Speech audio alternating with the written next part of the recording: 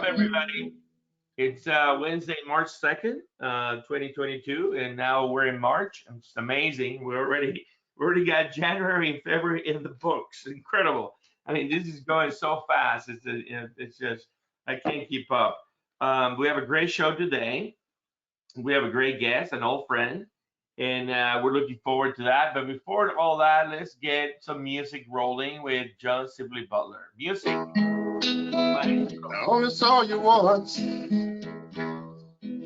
That was a long, long time ago. You probably don't remember me, but I thought I'd let you know. One conversation is still the reason why I'm gonna love you until the day I die. Excellent. Hold on, John. Thank you, John. How you doing, Victor? Fantastic. From the previous episodes, I was going to bring my electric guitar to chime in so we can do a little duet, but that'll be fine. That'll be good. I love it. How you doing, Johnny, today? Everything good? How's the weather treating you? How's the university? The weather's fabulous. The university is coming back to its regular non-COVID sense. The discussions around, of course, we have lots of international students here from Europe and around the globe, and the discussion this morning about what's happening in Ukraine and is very, very real, as the television brings us all of the things that's happening. The price for petroleum is going up. I think it's over $100 a barrel now, which is interesting for Texas.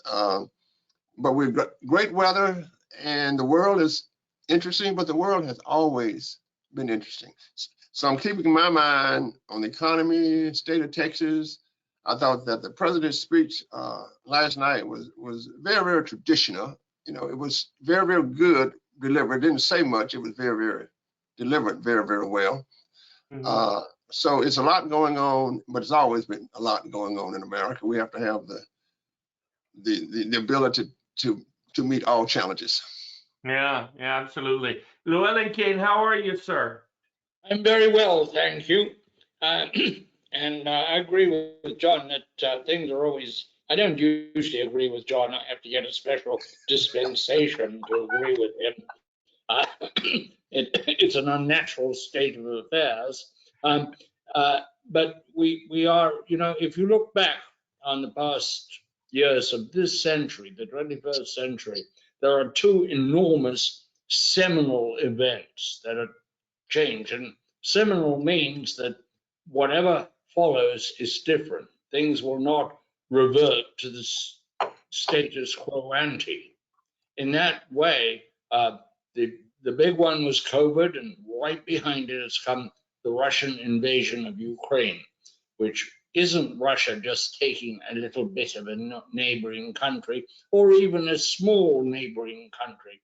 Ukraine is a substantial piece of real estate with 44 million people who, despite the propaganda coming out of Moscow, have no desire to be part of the Russian Empire again. In fact, they're very positively, and they're paying with their lives and paying with huge suffering not to become part of the Russian Empire. But meanwhile, the rest of the world is somewhat disaggregating because of this, particularly in technology, where suddenly we become very conscious that our technological expertise, the internet may not be the open, free place it has been, or more or less has been to this point in time. Things are going to be different, and this is the second great upheaval of this century, in my view, and we don't know yet where it ends, how it plays out. Certainly, it will have a big impact on energy because $110 a barrel I saw today, I'm not sure if that's a sustained price or a spot market price somewhere, but that is extraordinary. That's a doubling in a very short period of time, and it has huge economic consequences. The world still runs on oil. It doesn't yet run on windmills and solar panels, despite our fervent desire that it should. So we don't know what it's going to do to the internet. The use of the internet as a weapon in war is being explored in a way it never had. My own suspicion, but I have no information because nobody will talk to me about it. They talk to me about many other things, but in my reporting, no idea about quite what we can do to Russia if we want to. But as James Schlesinger, the former Secretary of Defense and a friend of mine for many decades, said, you know, you don't want to reveal your hand in a little war. You want to save your weaponry and your secrets for the big one. And I think this is a case where we are not revealing everything, but we are watching the Ukrainians fight gallantly on the internet as well as in the streets. And many lessons will be learned. None of them we wish we had had to. Let me add to that and ask Llewelyn a question. I'm a Vietnam veteran. I've been there. I've got a Bronze Star for combat and valor. But I also see Houston, Texas. I see Austin, Texas. I see New York City. I see a modern city being demolished. I haven't seen that. I was not around in World War II. I have seen other less developed cities demolished in terms of war, but to sit here and watch a great city demolished that could be my hometown, that I can identify with the stores and identify with the buildings. These are modern cities, and not since World War II, I don't think have we seen that on television with Japan and with Germany. I think it adds a certain kinds of interesting thing for me as I watch the television. Absolutely. Thank you, guys. What is the question, Johnny? What is the question? If you're not careful, I may answer it.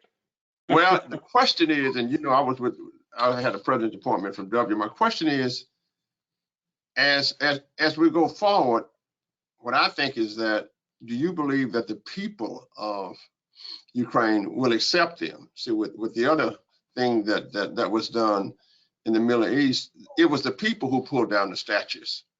It was the people who said, come in. But in this situation, I think there's going to be a guerrilla warfare in the city, in a modern city. That's my question, to watch a modern city go. I don't know that. It's very difficult for a fairly advanced country like Ukraine to support a guerrilla warfare.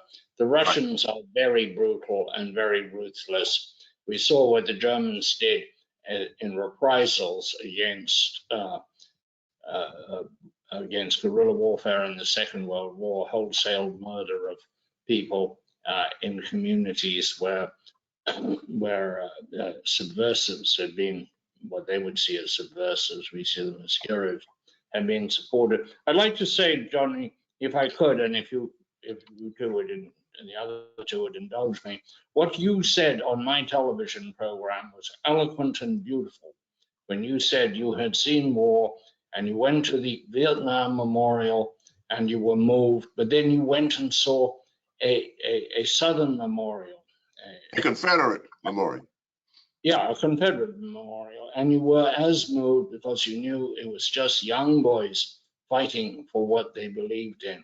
I thought that was very beautiful, and I think we see it again, of course. Young boys, Russian and Ukrainian, fighting for what they believe in, and they won't win. There are no winners in this kind of war. Thank you, guys. Thank you, guys. I digress. I want to say hello to our guest, Victor Sauers. How are you, sir? Outstanding. How are you doing, gentlemen, today?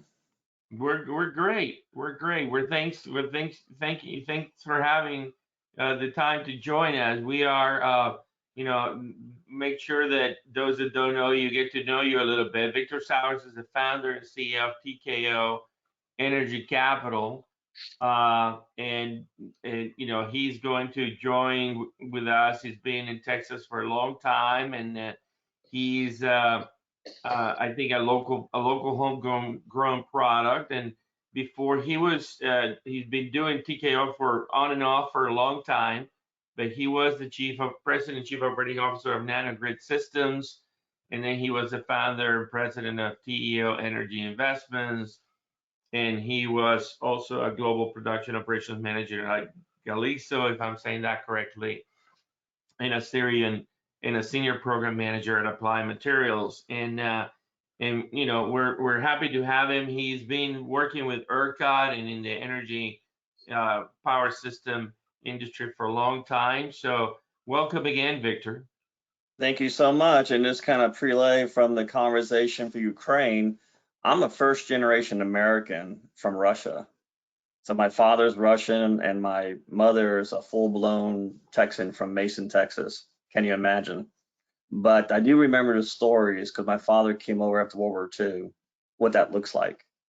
When your grandfather has a corporation with manufacturing and people and an estate, and the government takes it away. And you're walking down a Clichy Road with your 3 kids, one of them being my father, and you're carrying a briefcase on a Clichy Road for 6 months to get a refugee camp. And for 6 months on the right side of the road and left side of the road, you see bodies. And my aunt used to say, it's not the body, it's the smell, right? So we really have to have a conscious effort of really what's going on here. On oil pricing, $110, what kind of play, what kind of gamemanship? Does the opposing side want to see our cybersecurity capability? Things of this nature. It's on and on and on. It affects energy. It's so important of what we do on energy. And we'll see where our grid is vulnerable to attacks, economic attacks. We do remember when oil got down to negative $32. Do you remember that? Oh, yeah. Of course you do. That was 2 traders being financed by souvenir funds to push the market down. It was a financial attack. Since the SEC, it was able to cover or plug that hole, but they took advantage of it. So, TKO, my company, this is my 5th company. We focus on energy technology, regulatory world, and finance.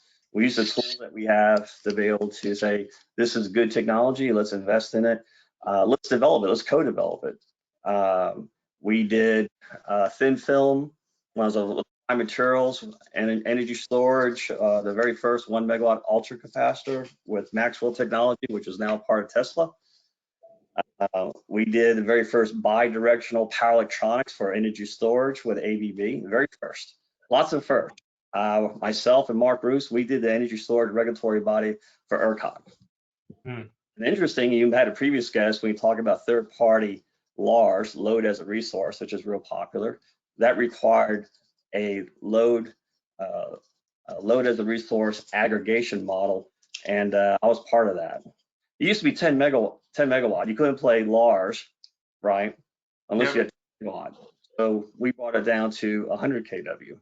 So, and that's why you have these companies that are able to do these kind of LARS programs, which helps because we pushed it because we knew renewables was going to cause a little belly.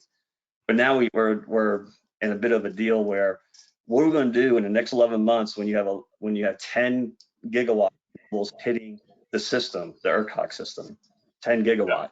And just for our listeners, what a gigawatt is, that's 200,000 homes. Give you an idea. So, those kind of things. So we're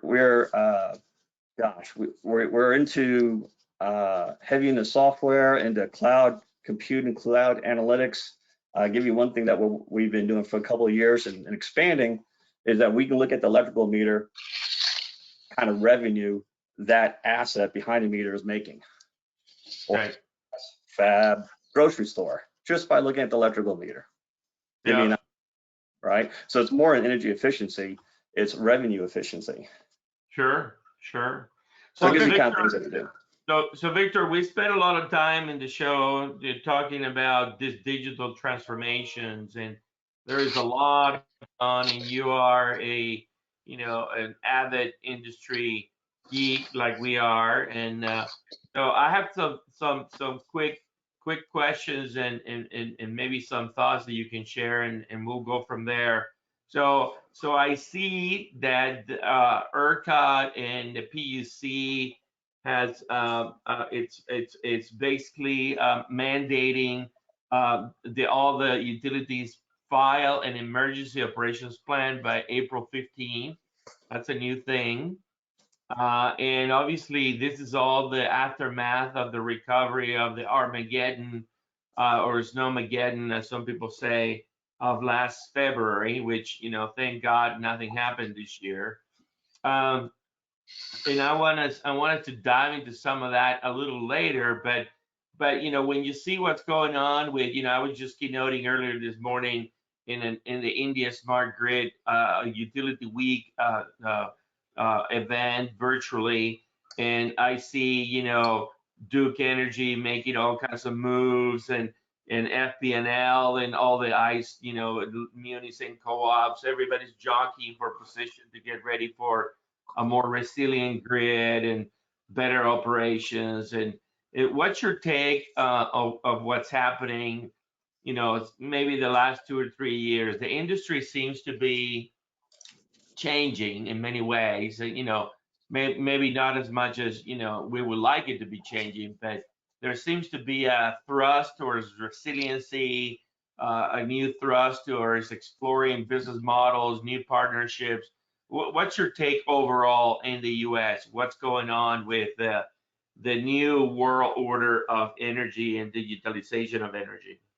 So it's a couple of layers, and this particular series that you have, Andre, is that you guys talk about distribution, generation, what have you. So we look at centralized distribution, from the meter, behind the meter, where is it going, what's forcing the issue. And one of the things when we talk to power people, utility people within this industry, well, what does energy really do? Well, fundamentally, speaking to the big money, and we speak into institutional financing, is real estate. Your meter enhances real estate. And when in real estate, people say, I'm putting high degree of energy efficiency, I'm going to put solar, I'm going to put a micro turbine, on and on and on, energy storage, to the point that I can do a QEESI, an REP, a retail energy provider, kind of. That's what Tesla's doing, by the way, right? So if I'm a utility executive, I'm saying, okay, my revenue is dropping, but yet I'm beholden to demand. So I'm looking at items where, you know what, I might be forced to do more renewables. Load is becoming less predictable, right? My customers are diversifying. What do? I'm going to have rate cases and rate structure that's going to speak to demand, because I have to pay for that infrastructure. I have to pay for that wire.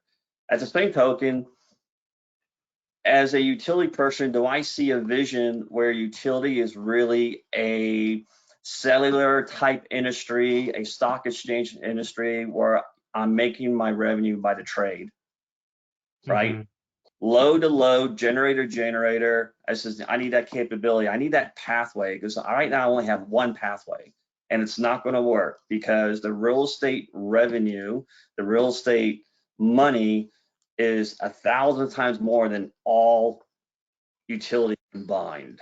Look at it. Right? We do 4 billion square foot of new construction just in the U.S. every single year. If I check today just to buy commercial, much less industrial, that's about 6.8 trillion, right?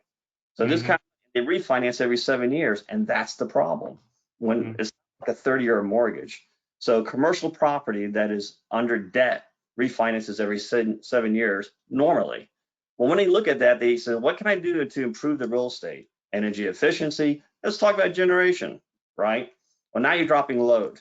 Well, when that building was first constructed with that interconnect, it's supposed to be a 4 megawatt load. Well, now it's a 2 megawatt load, right? Well, who's going to give me payback for that wire and that substation? Well, I'm going to start charging you, Mr. New Landowner, a demand charge, right? Probably going to be more than your energy cost, right? You're forcing me to provide firm power at your peak, and you're pulling load from me, then I need some way to keep up payments on my infrastructure. That's the kind of conversation that probably every single utility person is being challenged with. You're looking at, we talk about residential and say, you know what, you can get energy storage, fuel cell, and solar built into your mortgage. Well, for a 30-year mortgage, that's about $120. If I did buildings and I refi it, the cap rate to put all these nice little tools and nice little renewables and generation is 4%. Big deal. I can move much, much faster than the utility, but the utility pays for it. And eventually the ratepayer people on fixed income. How do you handle that? That's fair. So yes, in the next 7 years, it's going to be very, very, very difficult. At the same token, you can see there's a lot of construction going on, enormous construction, right? Both on C&I, commercial, industrial, and residential. We're looking at things more efficient in these little tiny microgrids, right? And so how do you play that, right? So that is, what is the model that keeps the cost low, gives us the security, energy security, right? Where it doesn't harm people on fixed income. Because I would think, you ever sit at a PUC meeting and you have people representing ratepayers, they win the argument every single time. Because if I'm Duke Energy, I'm 1 vote. Ratepayers is 1,000,000 votes. Guess who's going to win? Right. Even those, if you go to PUC meetings, and I'm in PUC meetings throughout the whole country, there's great ideas, very intelligent people, such as on this podcast right now, right? But a ratepayer says, have you raised grandma by 1 penny kWh? Let me give you a short answer, no. Right. But in real estate, this is, I'm Lennar, I'm DR, right? I'm Jacob Engineering. I said, hey, I got this great thing. My Tesla factory is a microgrid. Right. Right? So that's the kind of things that, please, John. Yeah, Vic, it's interesting. With your kind of business, I think it's like, it's like when I do data analysis. When I was at graduate school at Northwestern, I got on my knees and did everything by hand. I think that if you look at, my question is, how is the emerging technologies for you to ledger things? Let's call it a ledger, so that you can actually see things. Whether it's a new technology in blockchain that will allow us to really be very, very interesting and as we move forward. You have a lot going on to manage. You have a lot of data to manage, but it always was a lot going on. It was a lot going on, 30 years ago. My question to you is, what technology are you using to make a ledger, if you will, for all of the stuff that you're doing? Is it some software? Is it a blockchain, which I like? What are you doing? Yeah, we've been working with that blockchain to validate a kWh. That's really all you're at, right? Your kWh, right? But why do you blockchain? From a utilities perspective, it's a security issue.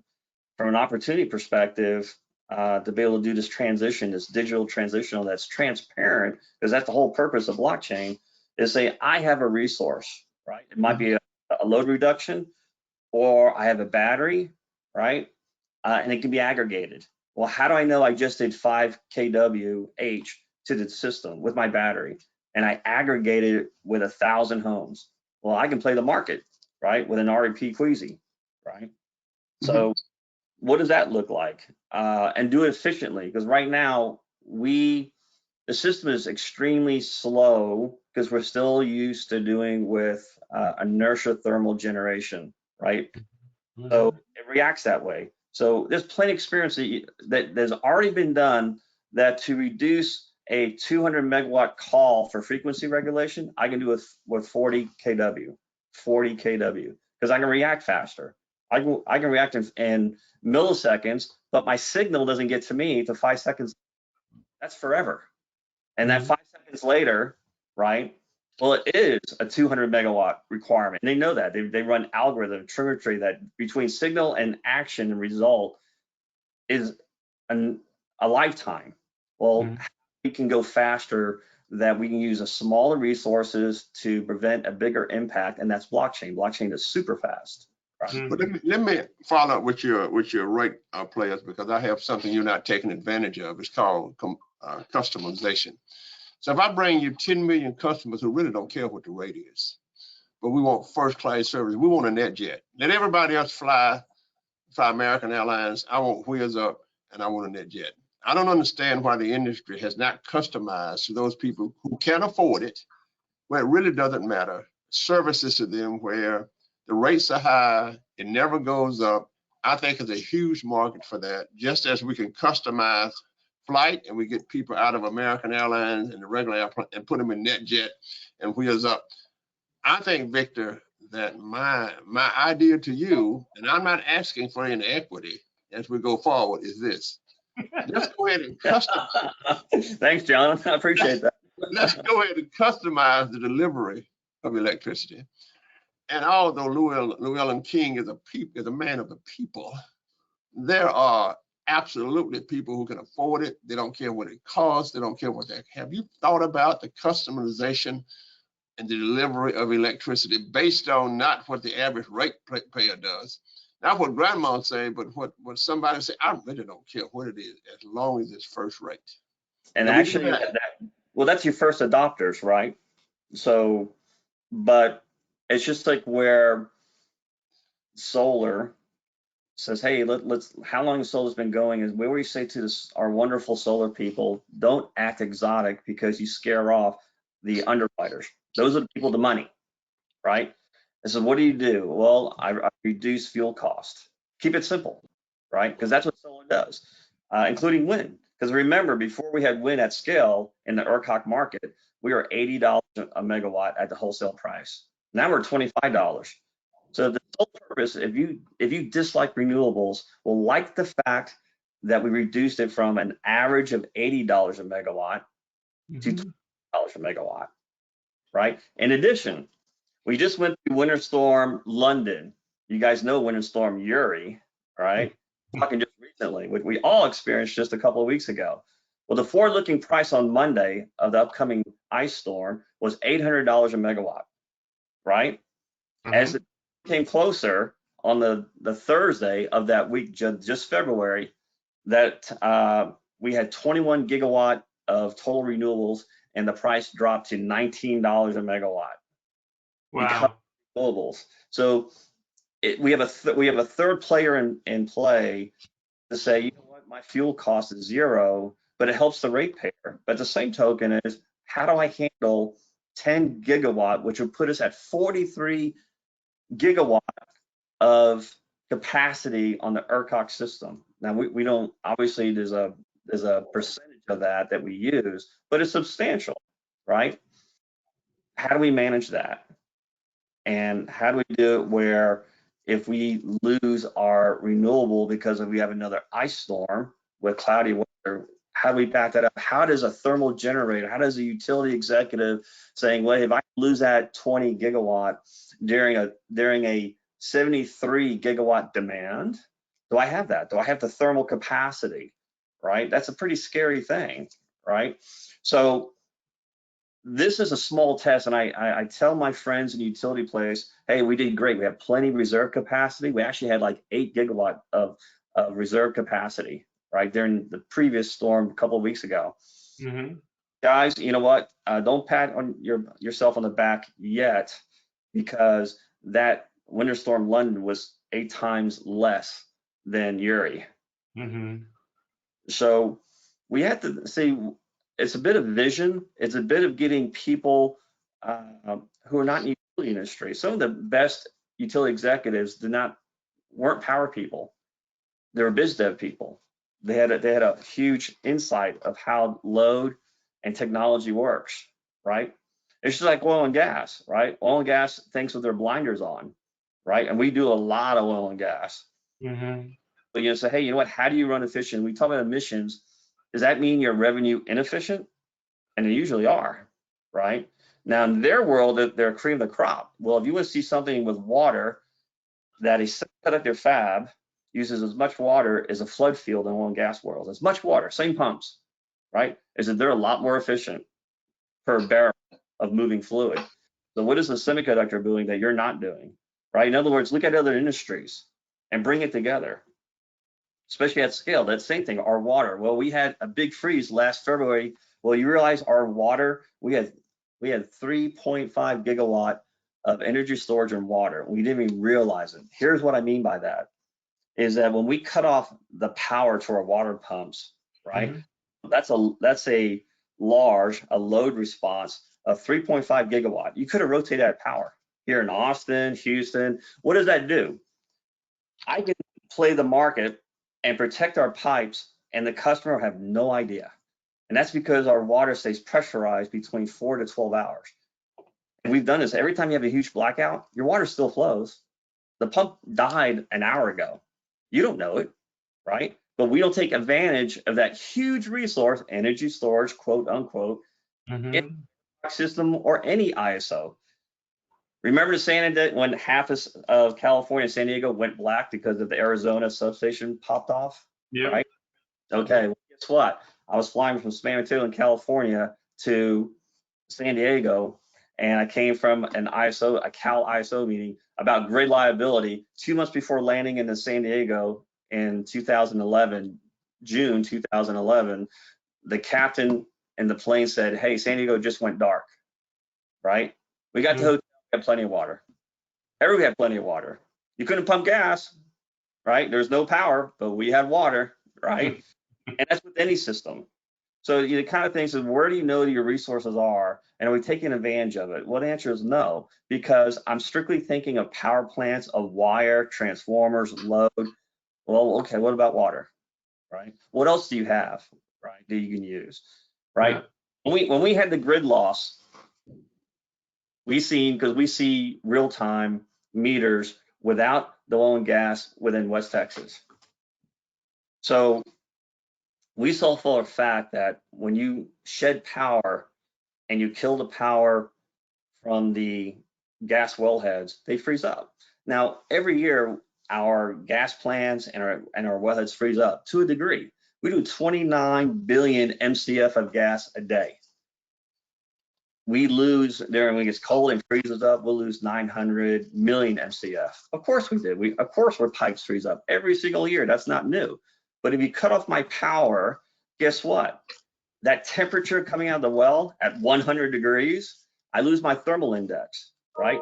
It's like when you drive your car on a very cold morning and you shut it off, when in 20 minutes you're cold, right? You lose your thermal index, the conductive heat in the pipe, in the dirt, right? In the turbines, everywhere, you lose it, right? And it freezes up. So we can see that they had a rolling blackout during the 15th of February 2021. We see that they couldn't recover because they couldn't recover the thermal loss. So yes, we do lose wellhead gas every single year and gas plants every single year, but if you cut my power off, then I lose my thermal index. That goes in a category of freezing. Well, that's not the issue, right? So let's insulate. Well, that's a finite solution, right? So how do you keep it? So if you force me to go from gas compression to electrical compression, you put the system at risk. So what do you do? I had gas compressor guys that are doing $3,000 a day on generation for consuming power to run gas compressors. Well, you know what? You went from $9,000 for days. Well, guess what? That's $300,000 a day. They had to shut down, otherwise they'll go broke. That happened a lot outside of the freezing issue, right? Right. But when you get all these reports, if you look at all the studies, very few of them looked at the load profile from meters, right? These large meters, PME meters, that look at these industrial assets and say, hey, you know what? Here's where we shedded power. Did we recover okay when we turned it back on 4 hours later, or not at all, or 1 hour later? We saw it. We saw it 4 days after the event. We had all the data, and we shared it. I said, hey, don't focus just on insulation. That's not the solution. The thing is that we have to have ERCOT and the TDs, transmission distribution people, and the asset that they see, either Smart Hub of Texas, right, or Smart Meter of Texas, or Smart Hub. Smart Hub is typically used by co-ops. You see these data lines, right? You can see little data lines. Well, what does that mean, right? What asset is that, and how important is it? They have no idea.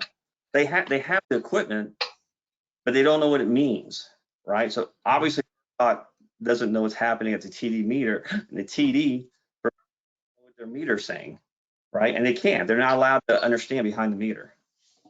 So, Llewelyn, you have a question?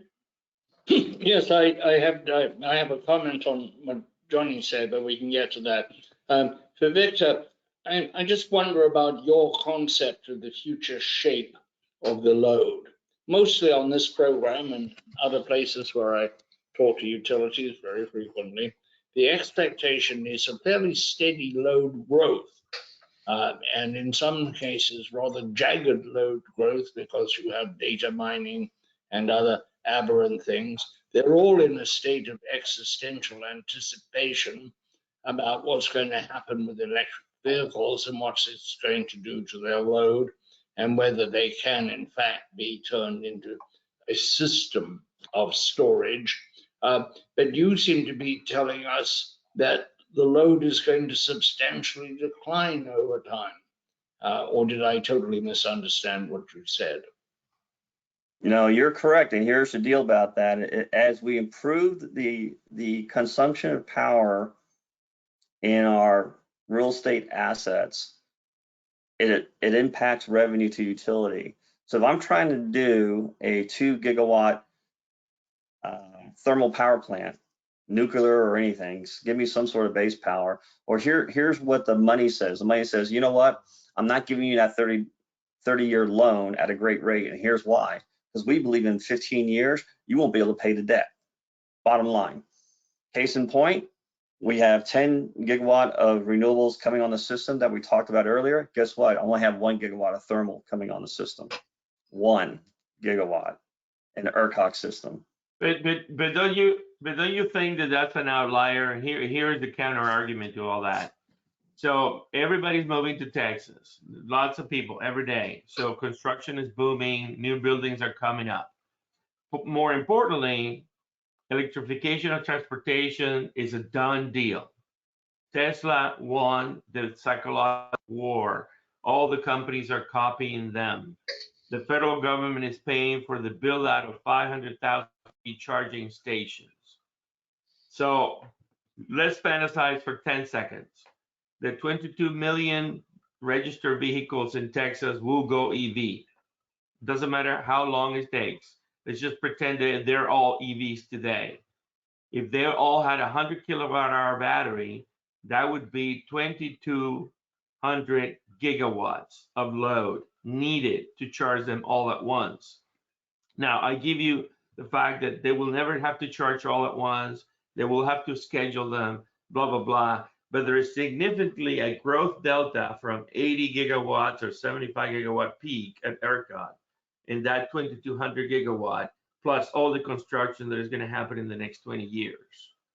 Okay. What's So your let's thoughts look. on that?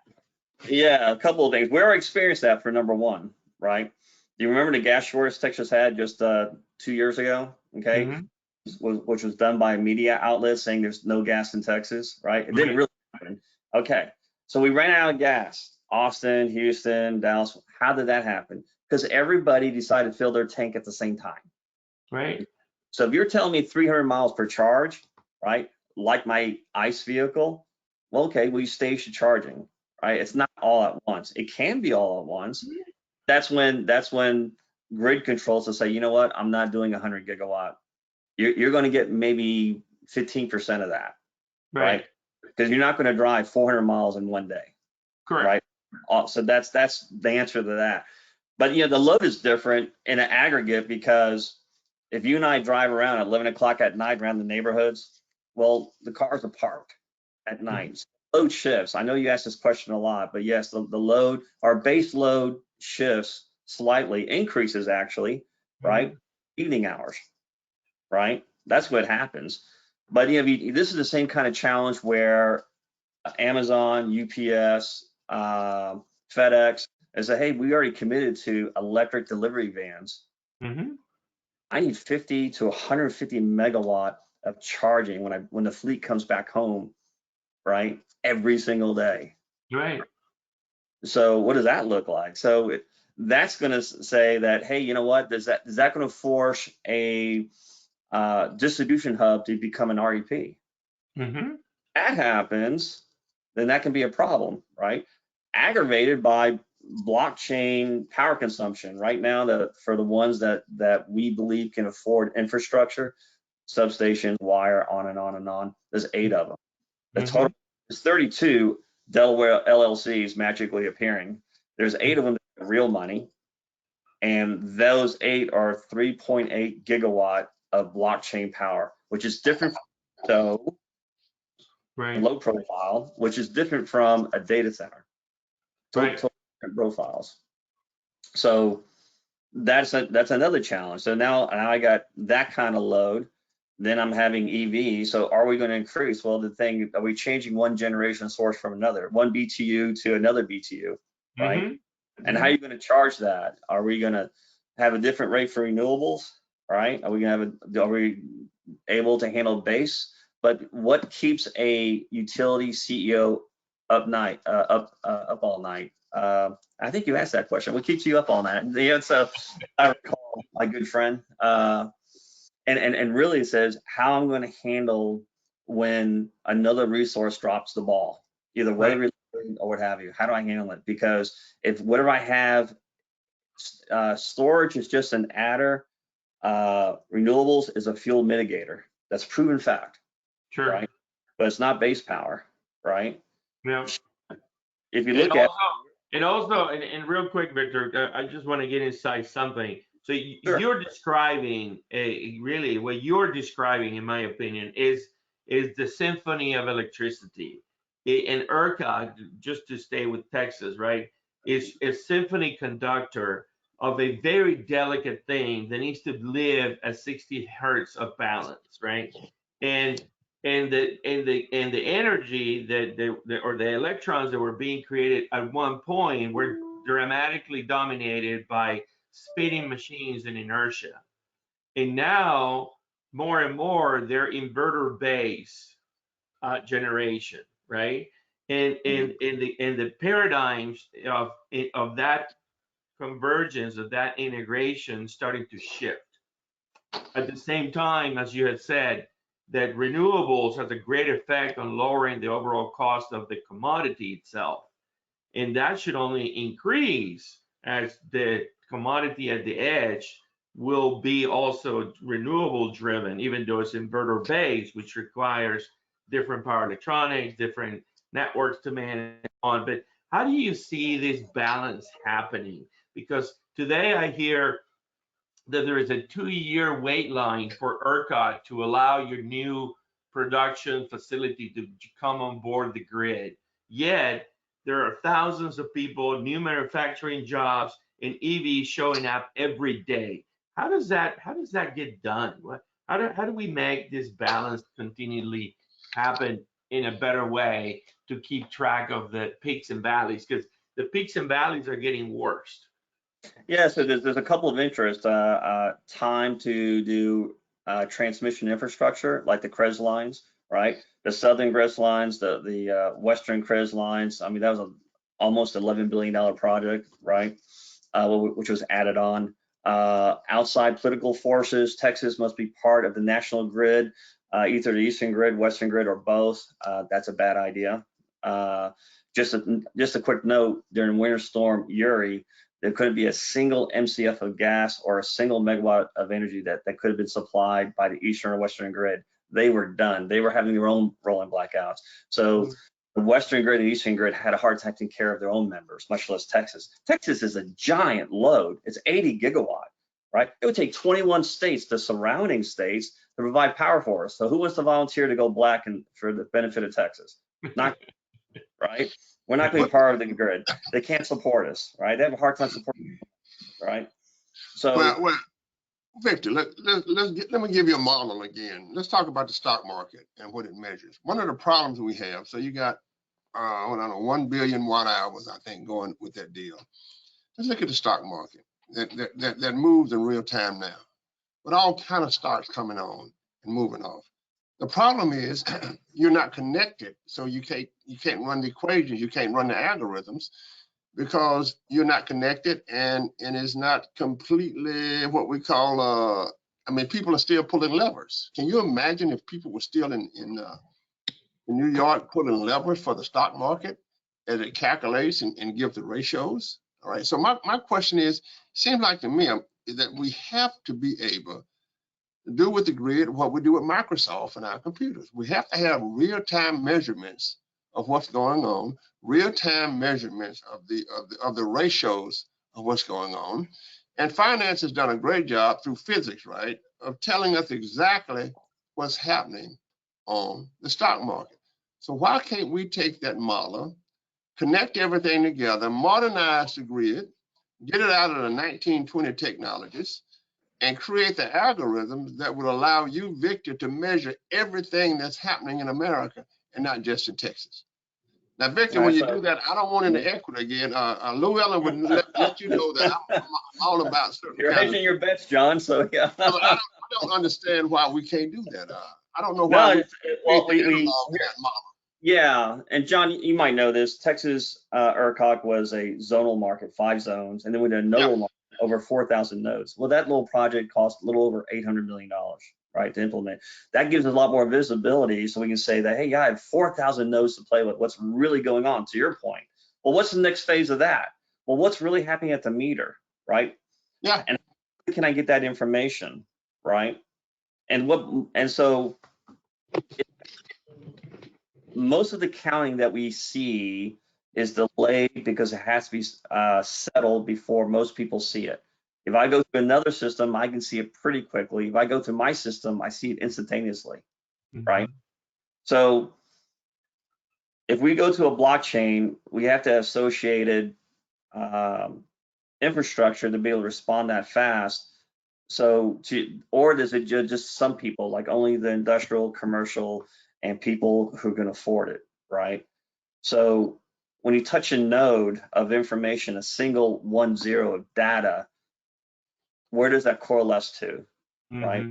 So, back to your previous point, yeah, it's probably a blockchain solution would add value. It's just like your personal information that's all over Google. You get paid for that, right? Does Facebook pay for your information that they have in your possession, which is substantial, right?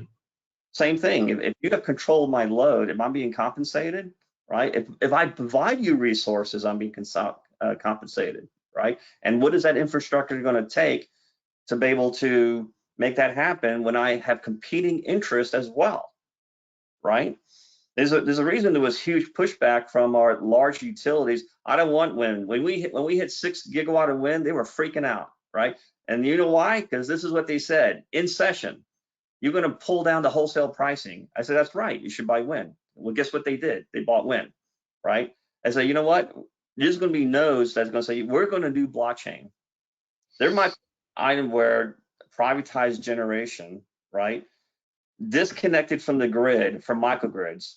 I'm going to do 5 megawatt and support these entities. I'm going to use blockchain to do the revenue, right? So it might be a private, because as more options become available, and some says, hey, we have third party that plays ball for ERCOT. There's a lot of third party players. Well, you know what? There's going to be some private stuff that's going on too, right? Absolutely. So quick rapid fire questions. What are your thoughts, Victor, on cryptocurrency mining? Texas is open for business. We want them all to move here. What is that going to do to our grid? Should we be worried? There's a couple of things. Let's talk about the first profile, blockchain processing, right? So here comes the container. I got 5 containers, and it's going to use 3 megawatts of load or 200 megawatts of load, and it's just for blockchain, which is different from crypto, okay? They have to work with each other, but it's different, okay? One's slow speed, one's high speed, crypto being high speed. Well, guess what? That container can be gone in a day. So there's a high physical risk. The other part is these containers coming in that are currently sitting at imports right now. What's inside that container? Is it Huawei's servers? That's illegal to have. So you can imagine a utility signs up for 230 megawatt, which they have recently, right?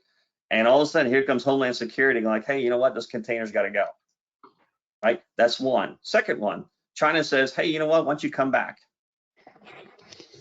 We miss you. There goes the load, right? So there's a risk. So it's a bonding issue. There's a financial security issue, and there's also a load profile issue. So blockchain crypto guys are saying, hey, we have access availability and interconnection at wind farms. Let's use it. But if they do a 200 megawatt out of wind, it's not just wind, where you're going to behold the generation side and say, who's going to back that up? Right? Do I have enough reserve capacity to back that up? Because right now at play is 3.8 gigawatt that I know about. That's substantial, right? So it's a balance between how do we securitize both from a regulatory standpoint and a financial standpoint that we feel comfortable, like a Tesla factory or a fab, that asset's not going to walk away, right? Mm-hmm. And that asset is legally to be allowed in the U.S. Those are the kind of questions, and every single utility executive that I'm talking to that are being approached by blockchain, it says, well, did you get an email from Homeland Security? They're good with this? Mm-hmm. No. Surprise. So real quick, what are your thoughts on Tesla applied to become a retail energy provider? They got approved. I don't know what they're gonna do.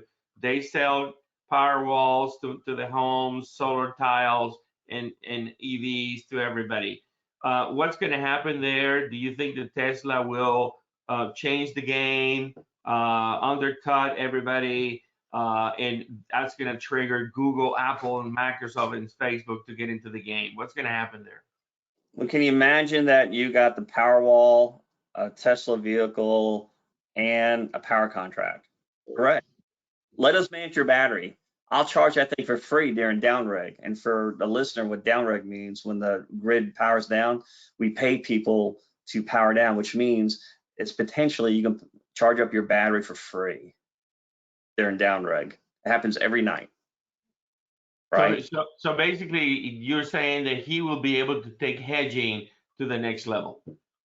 Oh, absolutely. Yeah, he's way down the road. And so the people he have working for him, we're the people that help lay out the design and the energy market to be able to do that, because we needed to do that 10 years ago. And so now he has assets, both a vehicle, 100 kW, and here's another 100 kW of storage plus solar. Yeah, that's a game changer. You know that Google hired the best person also. They're already in our homes. They're already behind the meter. In a lot of ways. I'd like to ask Victor. Sure. I'd like to ask Victor a question.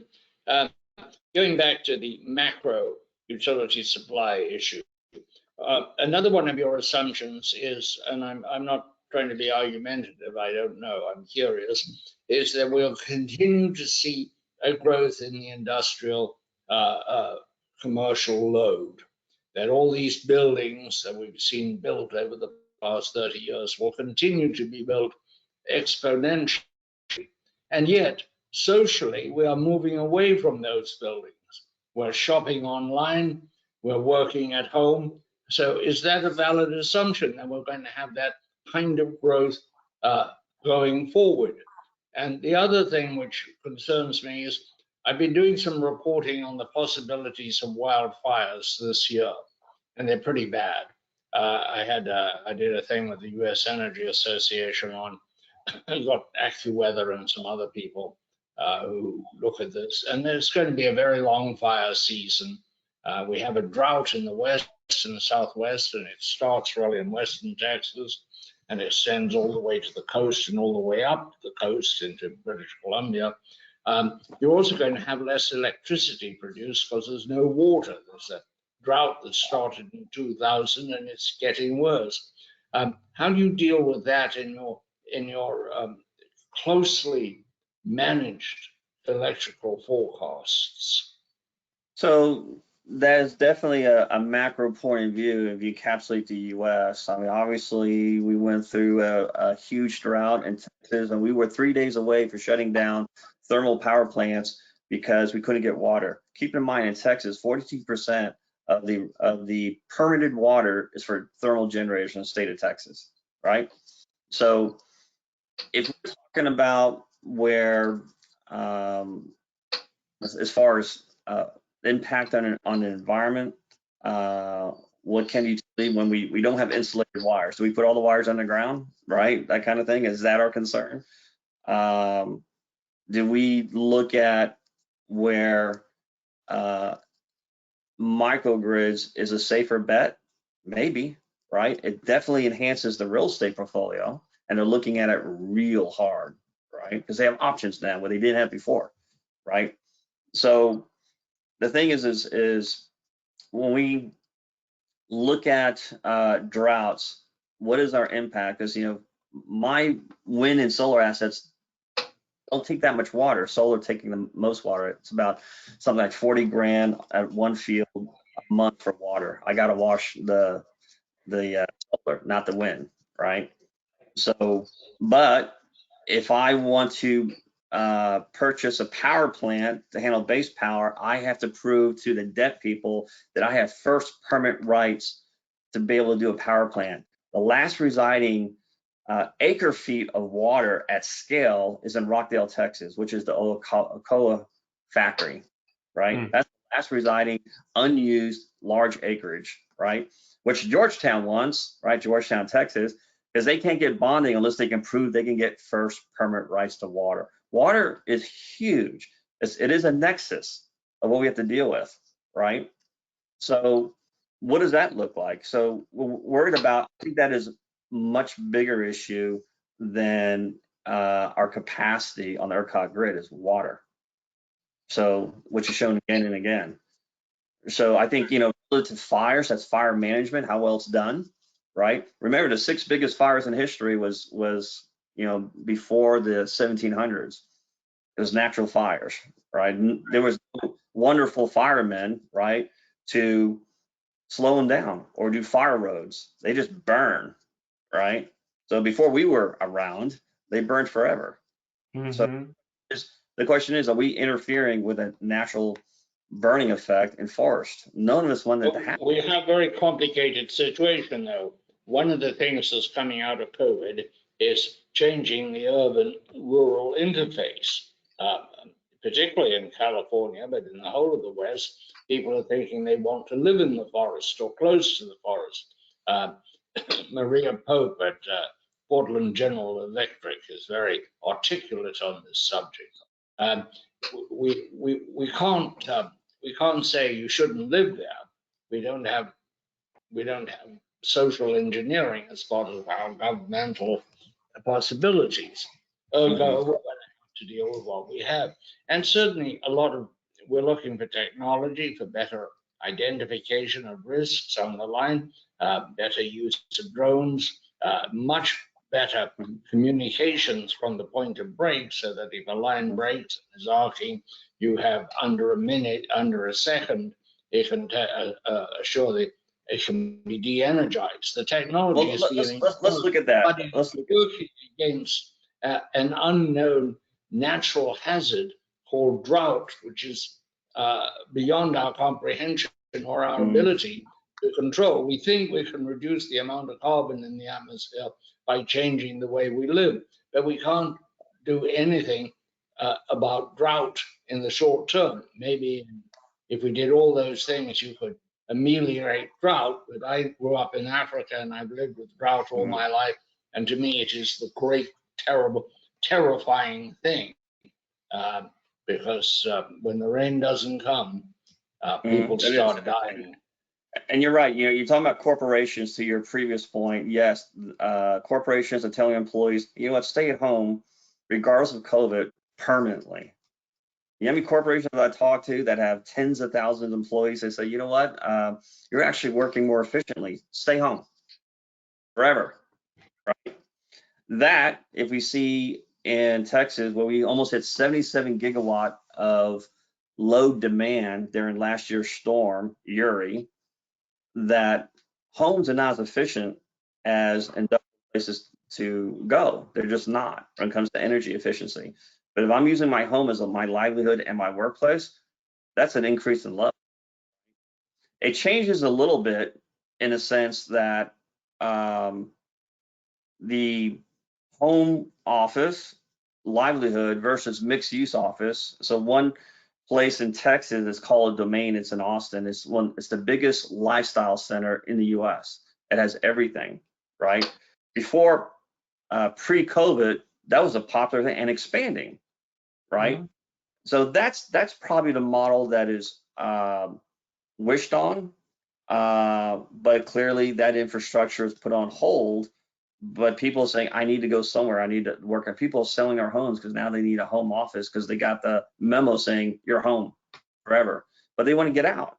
Yeah. So how do we handle this shift in load and the aggregation of 10,000 homes? Is that more or less efficient than a building. Well, it's not more efficient. It takes more power. Right. Let me pause for a moment. And share with you all our Digital 360 Summit. Reminder, September 6th through the 9th.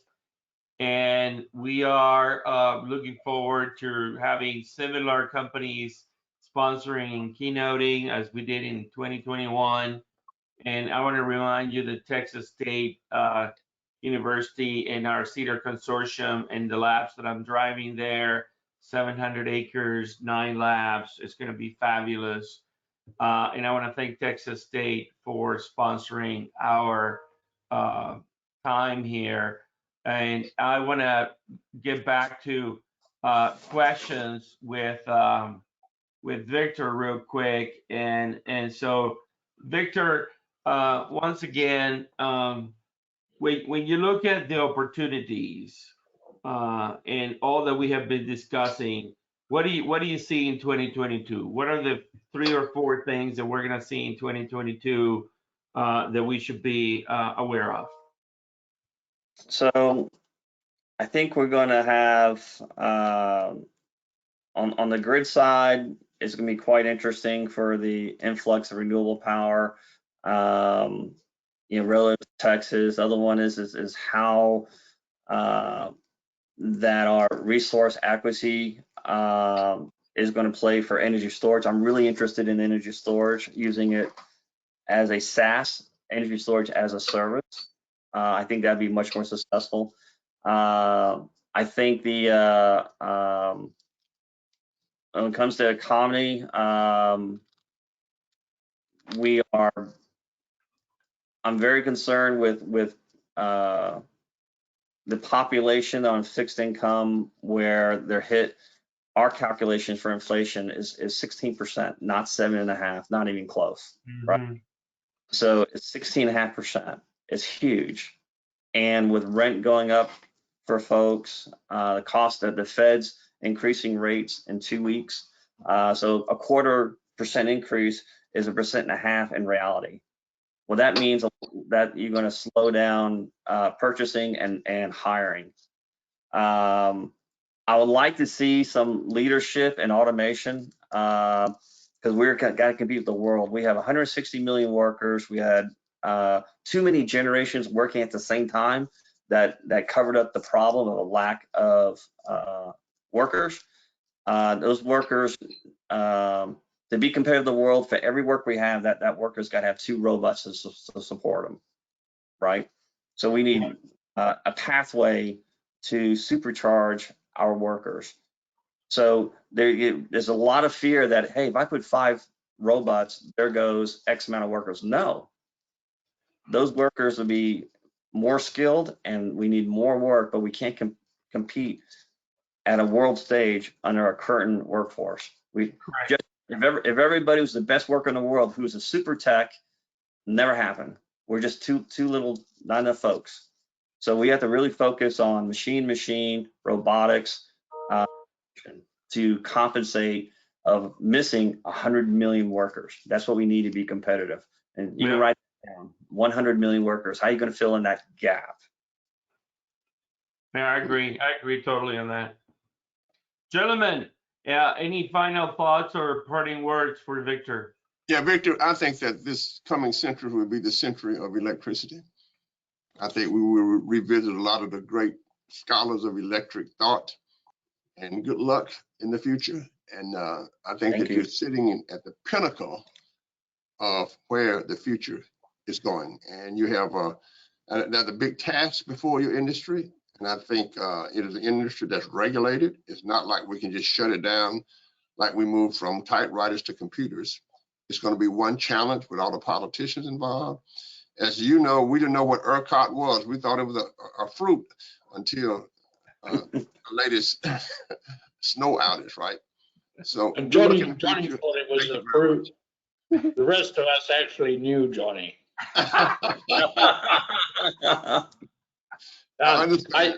think it's going to be the one thing we cannot calculate. We can look at the future and we can see all sorts of things, many of them not very attractive, like global warming. But what we can't see is new technologies that revolutionize everything. The way that fracking did in the 1990s changed the entire energy picture in the United States. I think we're probably going to see very substantial advances in our ability to control carbon. I think we might be getting rid of some thermal generation prematurely, because I think there are other ways to go, because we're not going to be able to solve everything with storage. We don't have very good storage technology yet, with due respect. Still, the best storage technology is pumped storage, and you have to have a pretty good reservoir, a lot of available water, and a decent mountain. These things don't always come together very easily. And we don't know. There's some incredible forecasts have been made about electricity.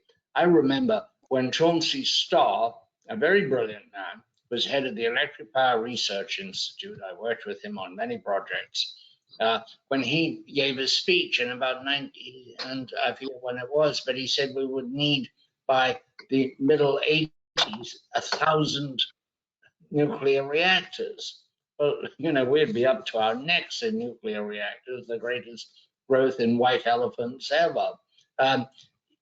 So all of these projections bother me because they never allow for what might actually happen and cannot be predicted. We're all people who want to expand on what we know. We can't expand on what we don't know because nobody can. If we could, then we'd all be as smart as John Sibley Butler, the great. He woke up. He wasn't even paying attention. I was. I jumped. I was shocked to hear those words coming out of your mouth. John Sibley Butler, I want to tell you that the only problem with your various rates for people who can pay and people who can't with electricity is it's very hard to pull off. I tried very hard about 30 years ago to get something going in terms of value added for electricity. And what did we discover? We discovered it was a vanilla commodity, and people would pay a little more in some places if they thought it was green, which of course they couldn't determine at the time of use. But it was an effort I thought would revolutionize the utility companies, so there'd be a lot more money flowing, and nobody wanted value added, and the utilities themselves weren't that interested in it.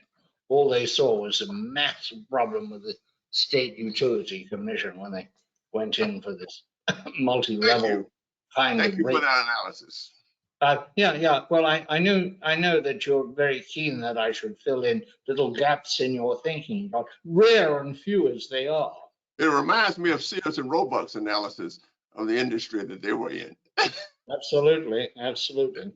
All right. Well, it's been wonderful to be with all of you, and Victor, very interesting indeed. Very, very interesting. Thank you, Victor, for being with us today. I look forward to having you again, and 2022 shall be a spectacular year in the road of the conquering of making America Texas great, as John Sibley Butler has coined. Thank you very much. Well, Andre and everybody, gentlemen, I just feel very honored to be part of such a distinguished group. And so thank you very much. And I look forward to getting to know all of you better, like I do Andre's. Absolutely, Victor. We will keep in touch. And thank you again. Johnny, where's that guitar? Oh, we'll play something. Still it's still moving to me. And I swim like a fish in the sea all the time. That's what it takes to be free. I don't mind. Still it's still moving to me.